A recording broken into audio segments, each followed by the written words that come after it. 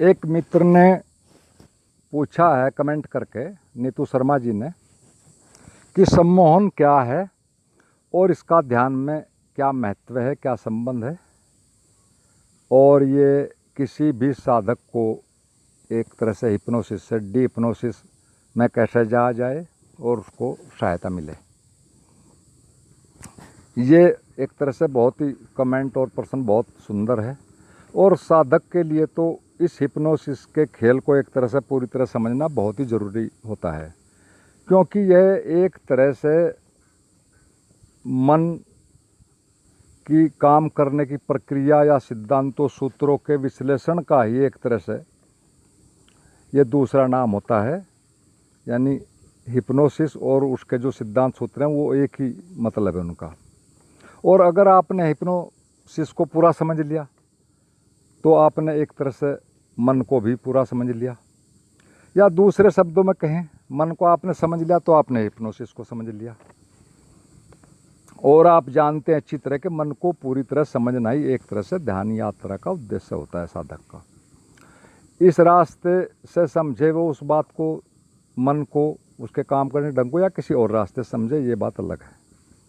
तो अब हम बात करते हैं कि ये सम्मोहन क्या है और इसके कौन कौन से मुख्य रूप हैं, क्या क्या इसके सिद्धांत है, कैसे यह मनुष्य जीवन को प्रभावित करता है और इसका ध्यान से क्या संबंध है। तो सम्मोहन वैसे तो जब से भी मनुष्य इस पृथ्वी पर आया तभी से इसको एक तरह से अनेक अनेक नामों से डायरेक्ट इनडायरेक्ट में प्रयोग में लाया गया, उपयोग में लाया गया, सारी पुरानी जातियों में भी। लेकिन सबसे पहले इसका एक डॉक्टर थे एंटर मैस्मर ऑस्ट्रिया के, उन्होंने इसके ऊपर कुछ काम किया था और उन्होंने इस सिद्धांत को मैस्मरिज्म के नाम से चला था। कुछ दिन वो चला, लेकिन उससे भी एक तरह से जादू टोने का ही अर्थ निकलता था। फिर उस पर और दूसरे डॉक्टरों ने, डॉक्टर ब्रेड वगैरह और काफ़ी लोगों ने उस पर वैज्ञानिक प्रयोग किए। एक तरह से प्रयोग कर करके फिर चूँकि ठोस आधार पाए गए तो फिर उसको एक साइंस का नाम दिया सम्मोहन विज्ञान। और क्योंकि यह एक ठोस नियमों पर काम करता है ये विज्ञान, तो इसको विज्ञान कहने में कोई वही नहीं है। अब यदि हम इसके मूल सूत्र को समझ गए तो फिर हम एक तरह से सब समझ जाएंगे। और सारा जो ये सम्मोहन है एक तरह से ये मन के गुणों पर ही आधारित है, और यह कोई एक तरह से कोई जादू टोना जैसा कुछ नहीं होता। जैसे कि जनरली सम्मोहन के नाम से हम ये सोचते रहते हैं कि सम्मोहन पता नहीं क्या है। तो आम तौर पर इसका अब तक या पहले भी सिर्फ सम्मोहन विद्या तो इसका उपयोग में लाते हैं, इसको सिस्टमेटिक ढंग से समझकर, या कुछ धार्मिक लोग भी लाते हैं समझकर, या फिर जादूगर भी इसका बहुत उपयोग करते हैं, राजनेता भी करते हैं, अपने अलग अलग ढंग से इसका सभी उपयोग करते हैं। तो अब हम एक तरह से मन के कुछ नियमों को समझते हैं जिस पर के ये सारा का सारा एक तरह से आधारित होता है। और यदि हमने उनको समझ लिया तो फिर एक तरह से हम उसको हिप्नोसिस को पूरा ही समझ जाएंगे। तो इसका पहला नियम तो यह है सम्मोहन का कि हमारे मन का जो इसका आधार है कि जो भी हम देखते हैं, सुनते हैं, पढ़ते हैं, उस सब का हमारे मन पर एक प्रभाव पड़ता है। ये पहला सूत्र है। भले ही वह सब पर प्रभाव अलग अलग हो, कम ज़्यादा हो, वो बात एक तरह से अलग है। ये पहला नियम है। दूसरी बात, जो बात हमारे मन की गहराई में चली जाती है, चाहे वो किसी भी कारण से गई, या किसी विधि से गई, या किसी अचानक संयोगवशात किसी घटना के कारण गई, और मन ने उसको सच मान लिया बिना किसी भी सोच विचार के, तो फिर हमारा मन पूरी तरह उसी के अनुसार कार्य करता है, बिना सही गलत का कोई निर्णय लिए, और पूरा जीवन भर एक तरह से उससे प्रभावित होता है और उसी के हिसाब से फिर चलता है। ये इसका दूसरा नियम है। और तीसरी बात जो नियम है इसमें काम करता है जनरली, वो ये है कि कोई भी बात यदि हम बार बार सुनते हैं, देखते हैं, सोचते हैं, तो वह हमारे मन की गहराई में देर सवेर हर हाल में चली ही जाती है। तो ये तीन बातें ही एक तरह से कहो, ये हिप्नोटिज्म की या हिप्नोसिस की एक तरह से आधारभूत बातें हैं। और इन तीनों को यदि कोई व्यक्ति किसी भी तरीके से करता है तो वह जाने अनजाने में एक तरह से सम्मोहन विधि होता है, हिप्नोटिस्ट होता है। हालांकि इनसे आगे चलकर इस क्षेत्र में बहुत बहुत बारीक चीज़ें विकसित की गई हैं। तो यह वैसे तो एक बहुत विस्तृत और जटिल सब्जेक्ट है, लेकिन हम इसको सूत्रों को समझ रहे हैं और मोटी मोटी अपने मतलब की बातें समझते हैं। और फिर जो बारीक लोग जानते हैं वो तो फिर उनको अपने अपने ढंगों से अपने जीवन में यूज करते हैं, फिर दूसरों के लिए उनकी लाभ हानि के लिए उनको एक तरह से प्रयोग करते हैं। और अब तो ऐसी ऐसी टेक्निक्स हैं कि हमें पता भी नहीं चलता और हम सामने वाले से या सामने वाले के उद्देश्य से प्रभावित हो जाते हैं। जैसे कि आपने कंपनियों के एडवर्टाइजमेंट देखे होंगे, तो वो उनमें इस तरह से उपयोग करते हैं कि आपको पता भी नहीं लगता। आप एडवर्टाइज देख रहे हैं, उसमें किसी सुंदर चीज़ को देख रहे हैं, किसी आकर्षक को जिस पर आपका ज़्यादा से ज़्यादा ध्यान अट्रैक्ट होता हो, किसी रंग पर, किसी पोज पर, किसी सीनरी पर या किसी और सुंदर चीज़ पर, और उसी दौरान वो बहुत थोड़े से सेकंड के स्तर में ही, अंतर में ही आपके अंदर कुछ चीज़ें पहुंचा देते हैं और पता भी नहीं चलता। नेता लोग करते हैं, पहले भी करते थे, अब भी करते हैं। हिटलर ने इसका पूरा उपयोग किया, पूरी जर्मनी उसका अंधभक्त हो गया था। वो उसको हम यहाँ पूरा डिटेल में नहीं जा रहे हैं। और धार्मिक लोग तो अक्सर इसका करते हैं जाने अनजाने में, चाहे वो जानबूझकर करते हैं, जो एक तरह से माइंडेड लोग होते हैं, और वैसे लोग अनजाने में ही कर लेते हैं। और सदगुरु ओशो ने तो एक तरह से, वो तो इस विधा के एक तरह से विशेषज्ञ थे और उन्होंने इसका पूरा उपयोग किया एक तरह से साधकों को जगाने में। और चूंकि वो पूरी तरह से एक प्रामाणिक व ऑनेस्ट एक तरह से व्यक्तित्व थे, और इसीलिए वो ज़्यादा भीड़ भी इकट्ठी नहीं कर पाई। यदि वो भीड़ इकट्ठी करने के उद्देश्य से करते तो शायद आज सारी दुनिया में कुछ और स्थिति होती एक तरह से ओशो के दर्शन की या ओशो सन्यासियों की। तो ये तो बात हम कर रहे हैं। और जो सामान्य धार्मिक नेता होते हैं, गुरु, तो वो तो आमतौर पर करते ही हैं, भले उसको जानते भी हों नहीं भी जानते हों। जैसे कि आपने देखा होगा, यदि एक धार्मिक कोई गुरु दाढ़ी बढ़ा ले, विशेष रंग के कपड़े पहन ले, माला आदि पहन ले और अच्छी पर्सनैलिटी हो, तो वह प्रथम दृष्टया ही एक तरह से लोगों के मन में एक आध्यात्मिक व्यक्ति के रूप में स्वीकृत हो जाता है। उसमें उससे कुछ ज़्यादा करने धरने की जरूरत भी नहीं है। अधिकतम लोगों के लिए तो वो पूरी तरह से स्वीकृत हो जाएगा कि हाँ गुरु है। और फिर वो चाहे उसके बाद फिर कुछ भी उल जलूल बातें भी करें, उनके मनों में भरता भी रहे, तो एक तरह से वो उसके अंधभक्त हो जाते हैं। आप चारों तरफ देख सकते हैं, थोड़ा भी विश्लेषण करेंगे तो इसी तरह की बातें पाएंगे। और जादूगर भी इस विद्या का एक तरह से पूरा उपयोग करते हैं, लेकिन वो तो अपने व्यवसाय में करते हैं। वो लोग तो एक तरह से पूरे ऑनेस्ट हैं इस मामले में, वो इसका दुरुपयोग नहीं करते। हालांकि कुछ गुरु, जो धार्मिक गुरु, वो भी उन्होंने भी की है। आपने देखा होगा, ये अभी एक साईं बाबा थे भी कुछ पहले, थोड़े समय पहले ही उन्होंने शरीर पूरा किया। वो हाथ से वो राख निकालते थे और बड़ा उनका चला, बहुत बड़ा व्यवसाय कहो, बहुत प्रॉपर्टी, भक्त सब हुआ। और एक बार एक जादूगर आ गया उनके उसमें ही आश्रम में। वो जब उन्होंने राख निकाली उंगलियों के बीच से, तो उसने, जादूगर ने फ़ौरन 2 बार निकाल दी उनके सामने ही। उन्होंने उसको फिर अलग से बुला और कहा, भाई इसको बंद करो तुम, जैसे कैसे भी उसको वहाँ से वापस किया। तो कुछ लोग गुरु भी करते हैं, और जादूगरों को तो ये बहुत एक तरह से ईमानदार है कि वो नहीं करते, वरना वो तो फिर बहुत ज़्यादा इसका लाभ ले सकते हैं। तो ये इसकी बातें हुई। तो अब हम एक तरह से आगे बढ़ते हैं कि सम्मोहन के कितने प्रकार होते हैं। इस बात को मोटे मोटे तौर पर थोड़ा सा समझते हैं। और वैसे तो सच में तो पूरा जीवन ही एक तरह से सम्मोहन के जो विभिन्न विभिन्न रूप हैं उनका एक तरह से मिला जुला रूप है, लेकिन हम इसके कुछ विभाजन करके समझते हैं इसको मोटा मोटा सा। और इसका पहला जो प्रकार है एक तरह से जो सबसे बड़ा है, उसका नाम है नेचुरल हिप्नोसिस, या कहो प्राकृतिक सम्मोहन। हो सकता है इसका नाम कोर्स की किताबों में कुछ और ही हो, सम्मोहन विज्ञान की, मुझे नहीं पता। लेकिन मैं तो अपने अनुभव से और जो मैंने और पुस्तकों से इधर उधर से ज्ञान लिया, उसके हिसाब से ही मैं अपनी बात बताने की कोशिश करूँगा। और ये एक तरह से सम्मोहन का यह जो टाइप है, प्रकार, ये एक तरह से सर्वाधिक विस्तृत है। अधिकतम इसी के अंदर आ जाता है हमारे जीवन की सभी बातें। और उसका कारण सिर्फ इतना ही है कि ये जीवन में स्वतः ही घटता रहता है, तो इसलिए सारी चीज़ें जीवन के अधिकतम इसी के अंदर आ जाती हैं। जैसे कि आप देखो, मोटे तौर पर आप पैदा होने से लेकर प्रौढ़ होने तक समाज, परिवार द्वारा नियंत्रित व पोषित होते हैं, क्योंकि उन पर ही निर्भर होते हैं आप उस तरह, जब तक आप एडल्ट नहीं हो जाते या बालिग नहीं हो जाते। तो तब तक जो भी ज्ञान व जानकारी वहाँ से आपको मिलती है रोज़ रोज़, आप उसे सुनते हैं, सभी को वैसा ही मानते देखते हैं, सभी को चर्चा करते भी देखते हैं, वह सबसे आप एक तरह से पूरी तरह से धीरे धीरे करके सम्मोहित हो जाते हैं। यानी एक तरह से वो आपके सबकॉन्शियस माइंड में चली जाती है।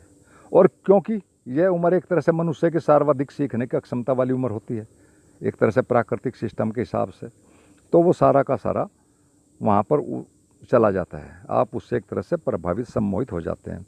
और सवाल यहाँ पर ये नहीं है कि वो ठीक था या गलत था, उसकी हम वो यहाँ पर कोई बात नहीं कर रहे हैं, क्योंकि ठीक गलत तो एक बहुत ही जटिल बात है।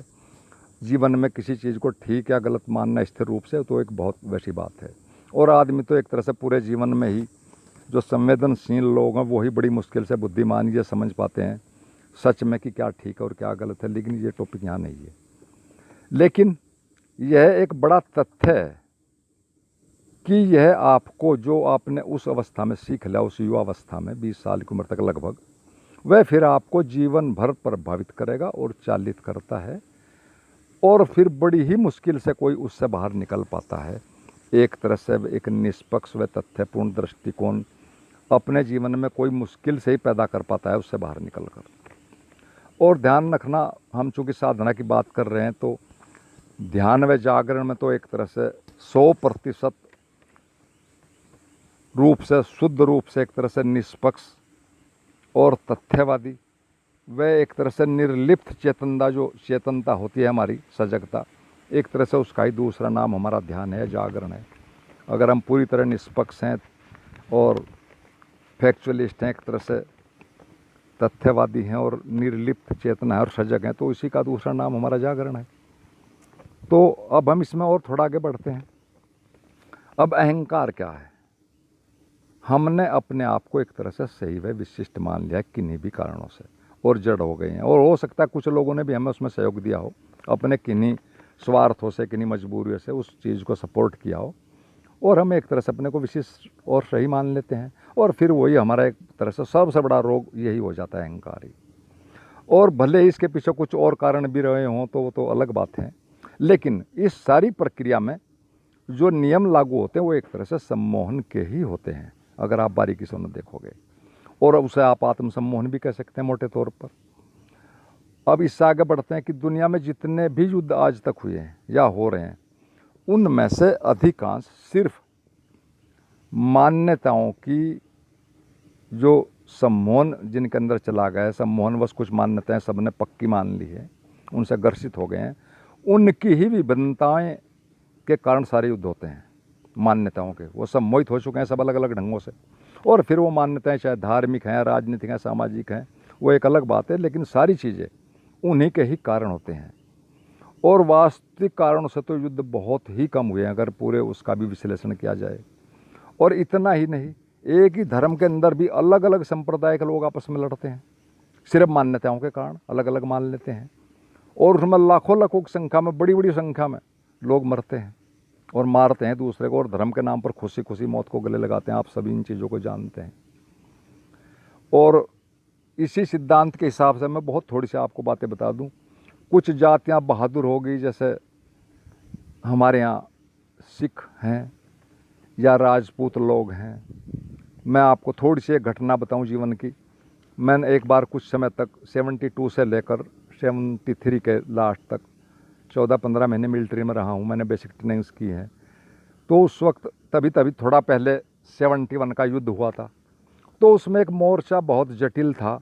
हमने वहाँ बहुत लोगों के फ़ोटो लगे हुए देखे जहाँ हम ट्रेनिंग कर रहे थे। उनमें सरदार लोग थे काफ़ी, जिन्होंने उसमें एक तरह से अपना बलिदान दिया था। तो हमारे गुरु हमें समझा करते थे कि देखो इन लोगों की वजह से एक इतना जटिल मोर्चा था कि जिसको तोड़ा जा सकना एक तरह से असंभव था। और बड़ी सोच विचार के बाद फिर सिख रेजिमेंट को लगागा, जो बड़े सीनियर्स थे अधिकारी, और ये निर्णय लिया कि सिख रेजिमेंट को लगाओ, इनको थोड़ी रम इशू कर दो। और फिर इनको रम इशू हो गया। इन्होंने वो थोड़े ही एक ही झटके में सारा मामला रफा दफा कर दिया, जो बहुत दिनों से नहीं टूट रहा था जो मोर्चा।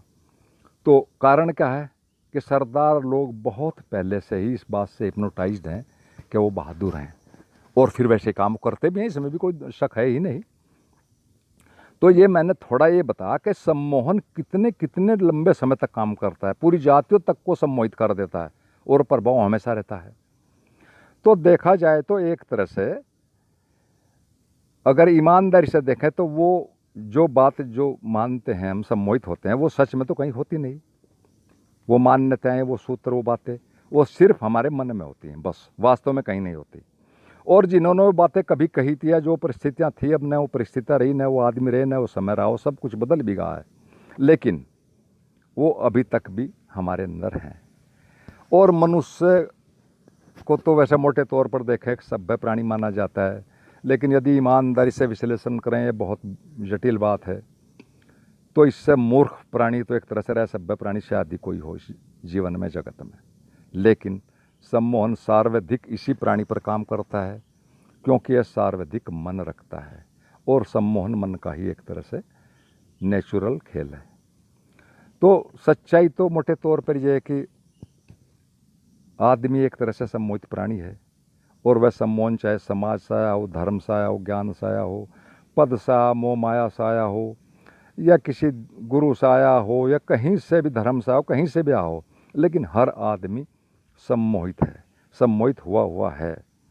और सच्चाई यह है कि सभी सम्मोहनों से पूरी तरह मुक्त हो जाना ही या उन्हें गिरा देना ही असली बात है, या असली ज्ञान है, या कहो हमारे धार्मिक जीवन का लक्ष्य है। अब वैसे तो यह नेचुरल हिप्नोसिस जिसकी हम अभी बात कर रहे हैं थोड़ी देर से, ये बहुत बड़ा है और बहुत चीज़ें हैं, लेकिन फिर भी मैं और एक दो मोटी मोटी बातें बताता हूँ आपको इसी विषय पर। जीव इस में संसार में जहाँ कुछ जगह बहुत लंबी उम्र के लोग जीते हैं, जैसे हुंजा जाति है या काकेशस में है या और कई जगह हैं, 2-3 जगह 4, तो वहाँ पर सर्वाधिक उम्र के लोग पाए जाते हैं।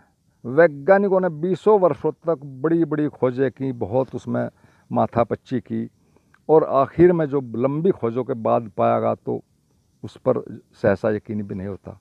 उसका कारण सिर्फ सोशल हिप्नोसिस पाया गया, और उस तरह के भोजन और वातावरण और भी बहुत जगह था, लेकिन वहाँ कुछ भी नहीं था ऐसा।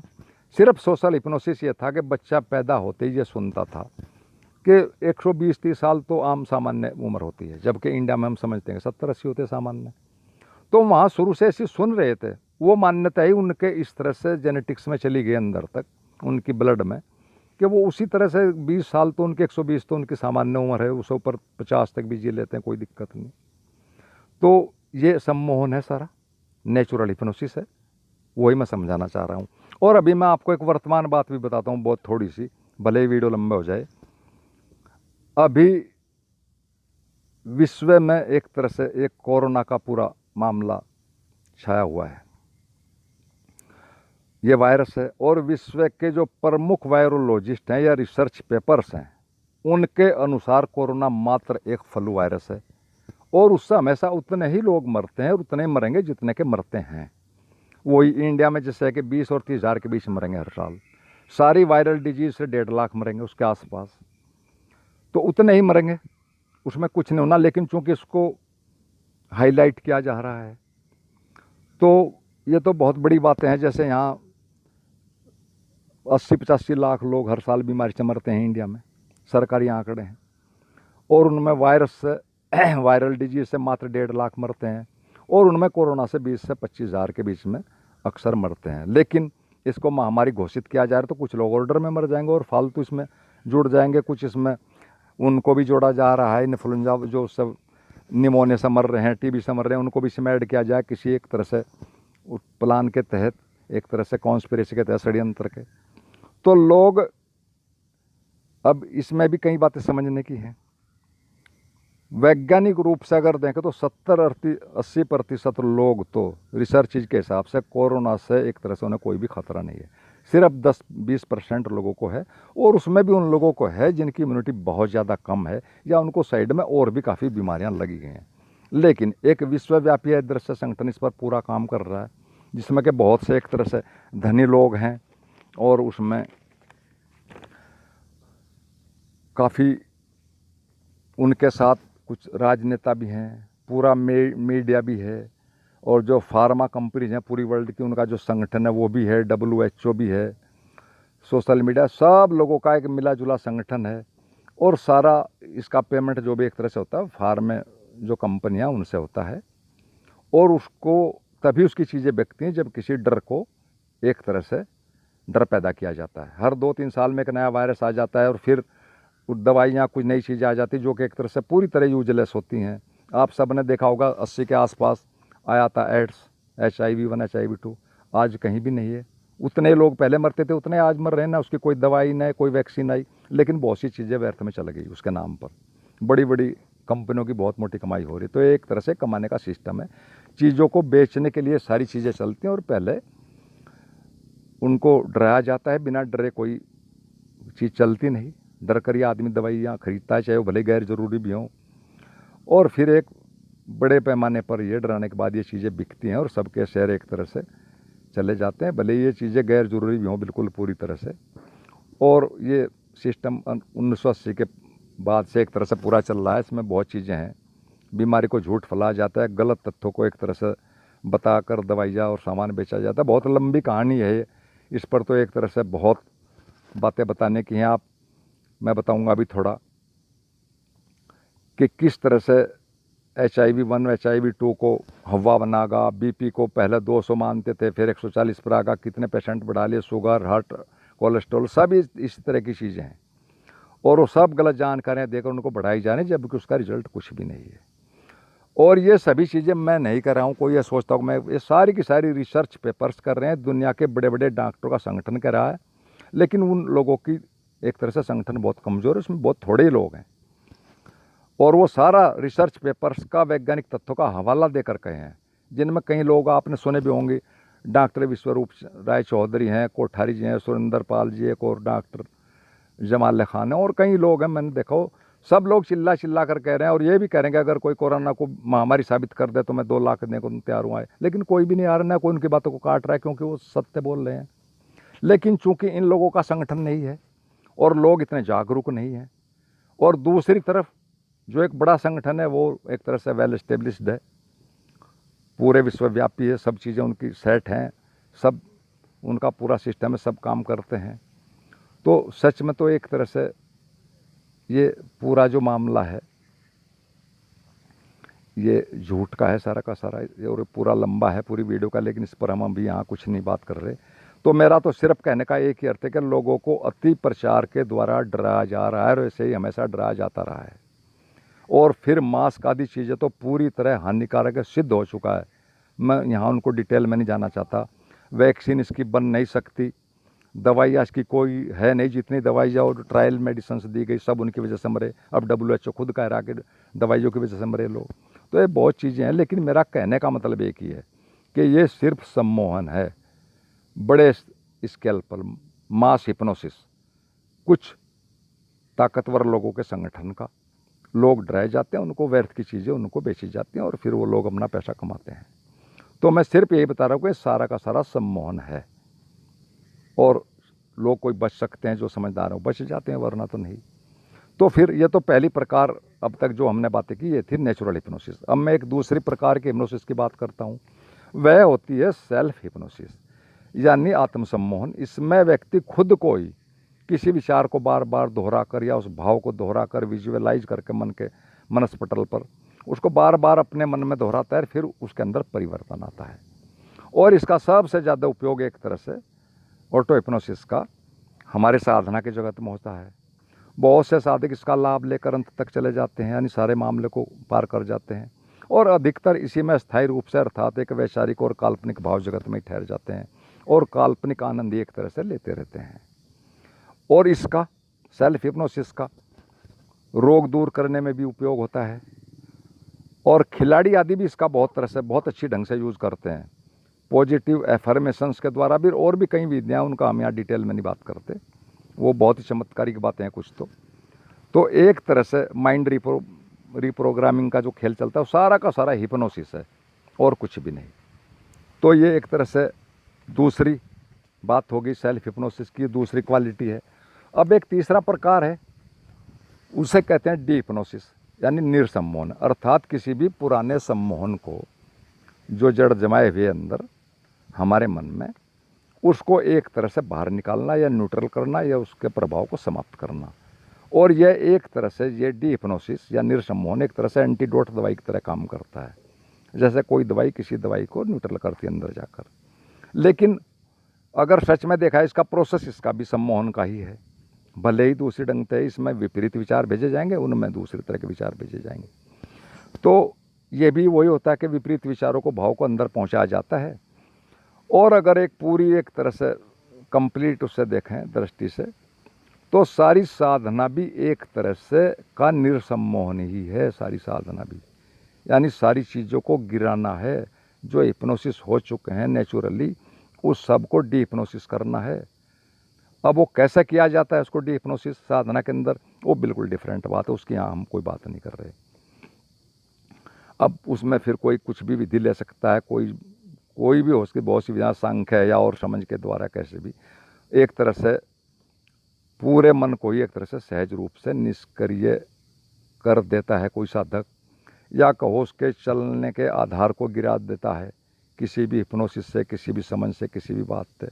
तो फिर उसमें जो एक तरह से सब कुछ गिराने के बाद डी हिप्नोसिस यानी सारी हिप्नोसिस को A to Z जिसने गिरा दिया या निष्क्रिय कर दिया 100% माइंड को, तो जो बचता है आखिर में, या जो फिर उसके होने पर जो प्रकट होता है, एक तरह से वही एनलाइटनमेंट होता है। उसे आप मोक्ष कहें या कुछ और कहें।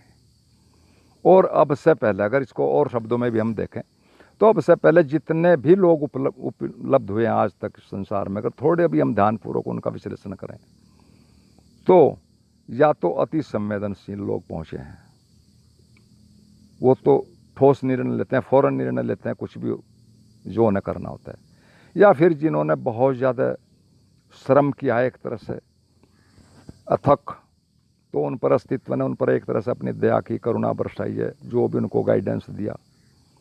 अगर देखा जाए तो सिस्टमेटिक रूप से मन को शायद ही कभी गिरागा हो, सिर्फ पतंजलि का मिलता है, लेकिन वो बहुत लंबा प्रोसीजर है। लेकिन आज मन के बारे में जितने तथ्य व जानकारियाँ उपलब्ध हैं पूरी तरह से, उतनी कभी भी नहीं रही हैं, चाहे कोई कुछ भी कहे। हाँ रही हैं, काफ़ी लोगों ने बताई भी हैं, लेकिन इतनी हर चीज़ क्लियर कभी नहीं रही है। और जो चीज़ें आज उपलब्ध हैं, और इनका ध्यान में एक तरह से आसानी से उपयोग किया जा सकता है। तो ये तीसरी चीज़ होगी डी हिप्नोसिस निर्सम्मोहन। और एक चौथा टाइप भी है हिप्नोसिस का, उसको कहते हैं हिप्नोथेरेपी। इसमें जो हिप्नोथेरेपिस्ट होते हैं, सम्मोहनविद होते हैं, एक तरह से वो विशेषज्ञ होते हैं। वो सिस्टमेटिक ढंग से ही मनोशारीरिक जो रोगी होते हैं उनको एक तरह से गहरी तंद्रा में ले जाकर और फिर उनका इलाज करते हैं। उनके अंदर जो गलत चीज़ें हैं वो निकालते हैं, जो सही सुझाव होते हैं उनको देकर अच्छी चीज़ें एक तरह से अंदर, पॉजिटिव चीज़ें अंदर पहुंचाई जाती हैं सबकॉन्शियस में, और वो फिर एक तरह से ठीक हो जाते हैं धीरे धीरे। मैंने स्वयं भी इस पर बहुत काफ़ी काम किया। कई रोगियों को तो मैंने पूरी तरह ठीक किया जो बहुत ही एक तरह से जटिल इस समस्या में फंसे हुए थे। कोई मित्र चाहे तो इसमें सहायता ले सकता है, सलाह दे सकता है। तो इस वीडियो में तो मैंने एक तरह से हिप्नोसिस का मोटा मोटा सा परिचय दिया है, क्योंकि बहुत बड़ा सब्जेक्ट है ये। यहाँ सारी बातें नहीं इस वीडियो में आएंगी, लंबी हो गई बहुत। अगली वीडियो में सेकंड पार्ट में यदि मित्र कोई कमेंट करते हैं तो मैं ध्यान और सम्मोहन पर ही बातें हम करेंगे कि ध्यान में सम्मोहन का कैसे सही उपयोग किया जा सकता है। वो देखते हैं, अगली वीडियो बनाऊंगा मैं यदि कमेंट आते हैं। और ये वीडियो सुनने के लिए सभी मित्रों को मेरा धन्यवाद। कोई मित्र चाहे तो कोई भी प्रश्न पूछ सकता है कमेंट के द्वारा, फ़ोन के द्वारा। और यदि ये वीडियो अच्छी लगी तो आप इसे लाइक शेयर ज़रूर करें, कमेंट किया करें। और अंत में सभी मित्रों को मेरा प्रणाम।